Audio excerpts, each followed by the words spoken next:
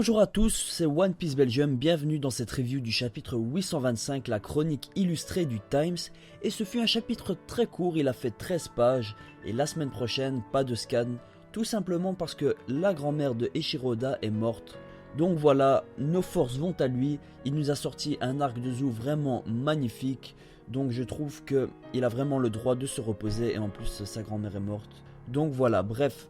Parlons du chapitre 825 et malgré qu'il fut très court, il fut très bon.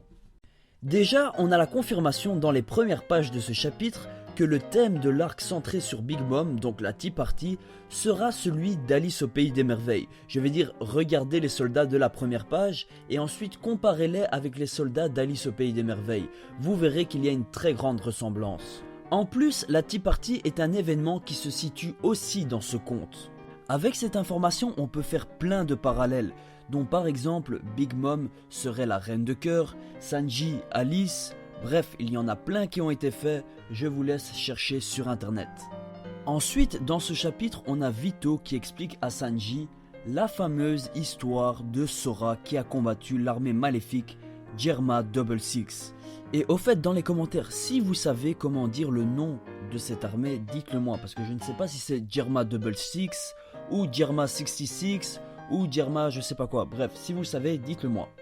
Et franchement, moi j'ai bien aimé l'histoire que Vito a racontée. Je trouve que ça rajoute un petit côté mythologique à One Piece, enfin ces petites légendes que la marine raconte, même si c'est une sorte de propagande, moi j'ai bien aimé ça. Et cette histoire, moi ça m'a rappelé fortement la petite histoire qu'on avait eue à Jaya avec Mont Blanc Norland. J'espère franchement qu'on en saura plus sur ce fameux Sora et sa mascotte qui s'appelait Seagull et son robot. Peut-être que c'est une référence d'ailleurs à Vegapunk qui a créé des robots spéciaux pour lui, enfin je sais pas, on verra bien. En tout cas, je suis presque sûr qu'on en saura plus sur ce fameux Sora.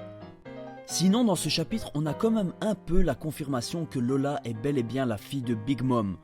Ou si elle n'est pas la fille de Big Mom, elle est la fille de cette femme qui nous a été présentée dans ce chapitre.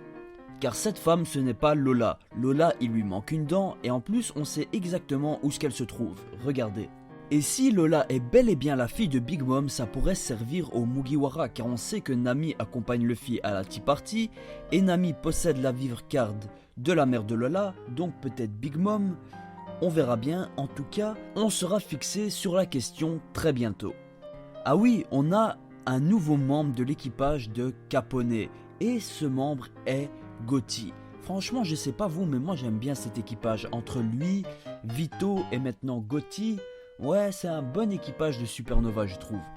Sinon après, ouais, on a les aventures de Luffy qui est en train de pêcher, qui se déshydrate, bla bla. Moi j'aime pas trop ce côté-là de One Piece, enfin les chapitres, on va dire un peu de transition entre deux arcs. Quand il y a toujours des petits gags comme ça, quand il pêche, quand Sanji cuisine, enfin voilà quoi. C'est chouette mais bon, j'aime pas trop ça. Et maintenant, on va parler du potentiel frère de Sanji qui apparaît à la fin de ce chapitre. Donc ouais, son frère, si c'est son frère, lui ressemble vraiment, mis à part son sourcil, car on n'a pas vu l'autre, et qu'il n'a pas de bouc. Je me demande, est-ce que son frère, bon je sais pas comment il s'appelle, on sait pas comment il s'appelle encore, est-ce qu'il possède lui aussi des cheveux blonds? Peut-être qu'il aura des cheveux noirs, voire bruns, on verra bien. En tout cas j'aimerais bien voir une sorte de Sanji avec les cheveux noirs. En tout cas son frère là pour l'instant moi je l'aime bien, il a une sorte de capuche un peu à la révolutionnaire, un peu à la dragonne là. On verra bien, j'aimerais bien voir son style de combat parce que je ne pense pas qu'il se batte avec ses pieds, car Sanji ne se bat pas avec ses mains parce qu'il est cuisiné, donc peut-être que lui, comme c'est un assassin, il se bat plus avec des dagues, une épée ou je sais pas moi, un truc d'assassin quoi. Ah oui, et j'ai vraiment pas envie que l'armée Germa 66 devienne tout de suite gentil avec les Mugiwara, enfin j'ai envie que ça reste une entité à part, maléfique, comme dans la légende avec Sora, et que ouais, qu'il ne se rallie pas tout de suite à la cause des Mugiwara. Donc voilà les amis, c'est la fin de cette review, j'espère qu'elle vous aura plu. N'hésitez pas à me suivre sur Twitter et à liker ma page Facebook, n'hésitez pas aussi à vous abonner, à liker la vidéo, bref, je pense que vous connaissez un peu la chanson. Et on se dit à la fin de la semaine car je vais sortir une grosse théorie, j'espère qu'elle vous plaira. Et donc voilà les gars, j't'acquais.